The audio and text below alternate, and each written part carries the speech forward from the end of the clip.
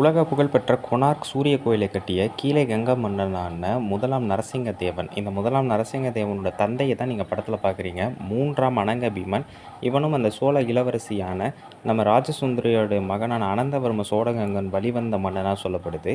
இவன் ஜஜ்பூர் அப்படிங்கிற பகுதியில் ஜெகநாதர் கோயில் கட்டியிருக்கான். தீவிர விஷ்ணு பக்தன், அதாவது பெருமாள் பக்தனாக இருந்திருக்கிறான். 1211 1238 வரை ஆட்சி செய்த ஒரு கீழை கங்கை மன்னன். 3ஆம் ராஜராஜ மன்னனுடைய சமகாலத்து அரசனாக சொல்லப்படுது.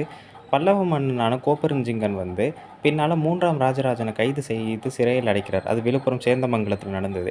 அப்போ யார்கிட்ட அந்த மன்னன் உதவி கேட்குறாரு அப்படின்னா இந்த அனங்க பீமன் தான். அதன் பிறகு ஹொய்சல மன்னன் போசல மன்னனான 2ஆம் வீர நரசிம்மன் 3ஆம் ராஜராஜனை காப்பாற்றுகிறார் அப்படிங்கிறதுலாம் வரலாற்று தகவல்.